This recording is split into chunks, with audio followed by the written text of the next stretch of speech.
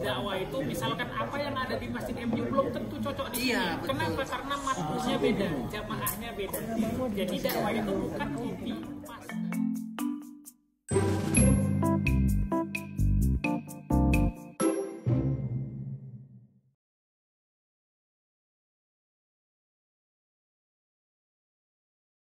Jadi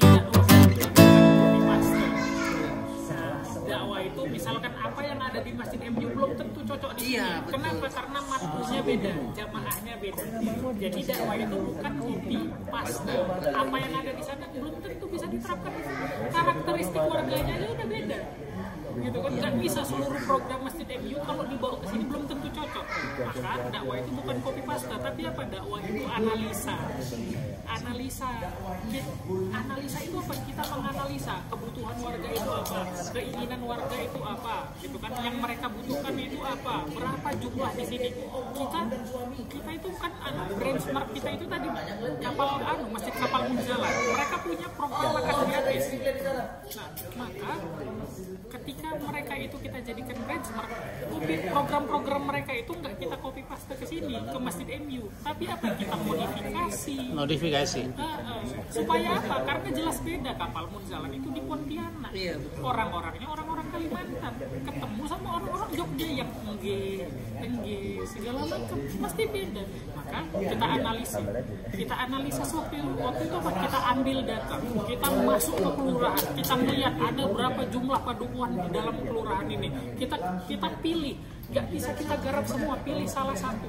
Ada 18 padukuhan, kita ketemu angkanya, angka 17 itu padukuhan gandum. Padukuhan gandum itu punya 6.000 sekian warga.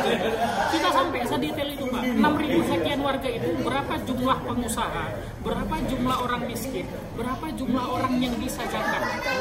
Kita data itu semua, sampai kita ketemu angka, dan angka itulah yang membuat kita jadi program. Oh ternyata ketemulah kita analisanya apa? Analisanya orang-orang di sini satu nggak mau sholat subuh, yang kedua senang dikasih gratis, yang ketiga mereka itu pasarnya jauh, pajaknya itu jauh. Itu kita ketemu data-data kayak gitu sehingga kita menemukan sebuah solusi inilah yang jadi program. Makanya setiap daerah solusinya itu beda-beda nanti cara-caranya itu beda-beda, matnya beda, jamaahnya beda. Nah maka teknis-teknis yang kita lakukan riset. Ada, makanya kita di sini di masjid itu nggak sama sama kayak kampus, ada bagian research and development. Jadi bagaimana cara merekrut seperti Mas ini yang tadinya animator? Jadi gimana pada akhirnya? Itu Pak tadi memang panggilan apa ya? Panggilan iman ya. Nah, panggilan iman itu gimana? Mas Dio seorang animator. Iya. Maka kalau dia ngurusin masjid, gimana caranya animatornya itu nggak hilang? Minat dia kan di animasi. Masa mau kita suruh sikat fisik? Nah, template manusia itu adalah membersihkan. Makanya tugas membersihkan masjid itu bukan tugasnya marbon, tapi tugas manusia. Kalau misalkan dia manusia lihat yang kotor itu dibersihkan. Nah, makanya kita tanamkan mindset ini ke Mas Dio. Kita tanamkan ke mindset Mas Dio. Kamu kalau ngurusin masjid nggak sikat-sikat WC. Bukan kau, kami semua tuh sikat-sikat WC. Tapi kalau kau ngurusin masjid, skill animasimu itu nggak hilang. Kita fasilitasi, kau butuh apa? Nah, maka itu yang kita panggil. Supaya apa? Dia punya cita-cita. Jangan sampai dia beranggapan ketika dia ngurusin masjid, cita-citanya itu terlantar. Nggak bisa dia gapai. Justru masjid kita ini harus bisa jadi wasilah untuk mewujudkan cita-citanya tadi. Jadi itu program, memilih itu program dari hasil riset awal itu. Iya, jelas Pak. Kita itu timnya dulu cuma 7 orang. Iya. Sekarang jadi 4. Saya sama dia tuh bareng. Jadi yang skillful itu di Masjid MU cuma 5 orang skillful. Maksudnya dalam arti kita paham media, kita paham analisa, kita paham ini segala macam. Itu kita yang paham di Masjid MU itu cuma 5 orang. Kalau soal tapi 5 orang ini tugasnya apa, Pak? Kadang-kadang tuh Pak, dalam membangun tim kita nggak butuh orang-orang yang skillful. Kita nggak butuh orang-orang yang jago, kita nggak butuh orang-orang yang pintar segala macam. Yang kita butuhkan itu orang soleh. Karena orang soleh ini lebih mudah diatur, lebih enak diajarkan, lebih masuk, lebih hikmat, dan doanya itu insya Allah tembus ke langit. Pertolongan kita nggak tahu Pak, dari 40 marbot ini, dari 40 marbot ini kita nggak tahu doa siapa yang paling dikabulkan. Bisa jadi 39-nya ini maksiat, gara-gara satu orang ini tetap ada pertolongan Allah. Dan kita nggak tahu, bisa jadi 40 orang ini semuanya maksiat, semuanya itu doanya tertolak. Tapi apa? Ada doa orang tuanya di situ. Makanya kita punya 7 habits, 7 kebiasaan setiap hari. Salah satunya apa? Berbakti sama orang tua. Itu kewajiban paling utama. Kewajiban paling utama di masjid itu berbakti sama orang tua. Kalau yang jauh kayak mana, kayak saya, telepon, kabarin. Yang penting tiap hari itu ada. Program utama masjid apa? Untuk misalnya ceramah semacam itu apa? Program utama masjid itu afsus salam, tebarkan salam. Wa'at immuto'am, memberi makan. Wasilul arham, jalin silaturahmi. Hadis semua. Wasollu billaili wan nasuniyam, sholat malam di saat yang lain terlelap. Kita itu minimal tiap hari itu sholat malam. Gak bisa tahajud witir. Tadkhulul jannata bisalam, maka kita insya Allah akan masuk surga dengan damai, dengan tenang. Itu programnya sederhana. Nah, yang supaya program itu steadfast ya, supaya sustain, itu tentu harus ada guru, harus ada program pengajian. Itu gimana? Jadi kita ini 40 marbot ini diasuh sama siapa? Ada pengasuh namanya Habib Ja'far. Kita majelis subuhnya Pak, setiap hari majelis subuh. Jadi ada satu sosok ya? Ada satu sosok. Jadi filter pertama kita itu supaya tim kita itu nggak ada orang munafiknya, supaya tim kita itu tetap semangat, hatinya itu lapang terus. Karena pasti ada orang ngerasa paling berat, ini kalau nggak ada aku nggak jadi ini. Kalau nggak ada ini siapa segala macam pasti ada nggak jalan, ini aku sakit hati disuruh terus, pasti kan ada tuh kayak gitu.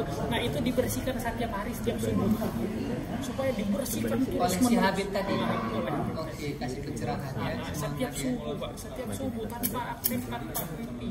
Itu wajib. Kalau ada yang nggak ikut subuhan, kalau ada yang kalau nggak ada yang ikut subuhan, nggak ikut majelis subuh, kena dicat, udah nggak cocok, nggak layak berada di sini. Berarti kau munafik. Sebenarnya apa yang kita lakukan itu bukan sesuatu yang baru, bukan sesuatu yang kita bikin, tapi apa yang kita bawa ini adalah sebuah brand yang besar, brand yang agung yang namanya Islam, yang diturunkan oleh Allah, di mana Islam itu sebuah kemuliaan, sudah paket yang komplit, yang sudah sebenarnya mengatur kehidupan kita dari bangun tidur sampai tidur lagi, semua sudah ada.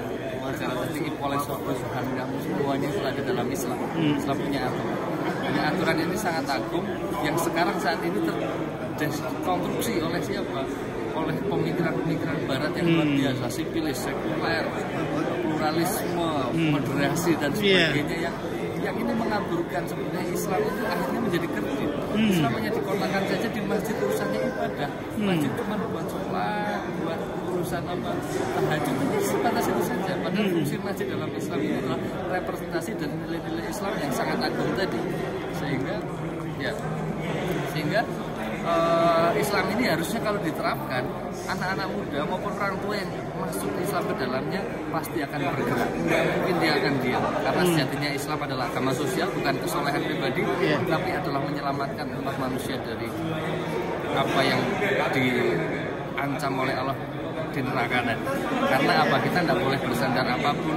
Tauhid yang murni hanya bersandar kepada Allah, bukan bersandar pada harta, bukan bersandar popularitas, bukan bersandar atas asas kebermanfaatan, tapi apa yang sudah diatur sama Allah itu adalah hak, dan kita harus meyakini Al-Quran sudah sebenar-benarnya kitab yang tidak ada keraguan di dalamnya. Dan jadi ini satu-satunya cara kita membentengi dari bagaimana gemburan-gemburan pemikiran-pemikiran yang bukan Islam adalah kembali ke masjid, dekati Al-Quran, dekati Allah. Itu saja, selesai sebenarnya. Apapun problem masalahnya, kuncinya bersama-sama kembali ke masjid dan kita berjamaah. Kalau sendiri-sendiri kita bayangkan domba yang hilang dan mudah akan dimasuki oleh diajak untuk urusan dunia. Karena dunia itu cuma dua kan di sini kan. Kalau nggak sibuk urusan akhirat pasti akan disibukkan urusan. Kalau sibuk urusan akhirat, Allah menjanjikan dunia akan ngikutin. Tapi kalau ngurus dunia, Allah tidak menjanjikan dunia itu akan datang. Bisa dapat, bisa enggak, tapi akhirat pasti akan pergi. Maka kita harus menjadi orang-orang yang smart, orang yang tidak bodoh. Apa yang dimaksud bodoh di sini? Sesuatu yang semakin menjauh, yaitu dunia, selalu kita kejar. Tapi sesuatu yang mendekat akhirat kita jauhi. Nah ini kan manusia kan yang bodoh kalau kita melihat. Maka jadilah orang-orang yang mencari kehidupan di balik. Insya Allah itulah. Insya Allah, ya. Memang saya Furozi dari Yogyakarta, bukan siapa-siapa, hambanya Allah saja yang mencoba untuk menjadi hambanya Allah yang profesional, untuk menjadi hidup, menjalani hidup sesuai dengan apa yang Allah mau, bukan menjalani hidup sesuai dengan apa nafsu kita. Kalau kita hidup sesuai dengan Allah yang mau, maka Allah akan memberikan apa-apa yang kita mau. Ya. Terima kasih, Mas. Kapan pulang ke? Insya Allah besok pagi. Besok pagi ya. Hari ini, tapi ternyata di cancel pesawatnya. Terbang mungkin kekurangan penumpang. 1, 2, 3. Bismillahirrahmanirrahim. Assalamualaikum warahmatullahi wabarakatuh. Alhamdulillah wassalatu wassalamu ala Rasulillah. Alhamdulillah hari ini masjid kita, Masjid Muhajirin, didatangkan tamu kita. Allah telah memperjalankan tamu kita dari Jogja, Masjid Muslim Unity. Bersama kita di sini ada kakaknya, ada Mas Agung, ada Mas Tio. Bang Herman. Memberikan pencerahan lewat masjid ada peradaban, lewat masjid ada kebahagiaan, dan alhamdulillah disambut oleh PKM Masjid Al-Muluk Muhajirin, Bapak Kiai Haji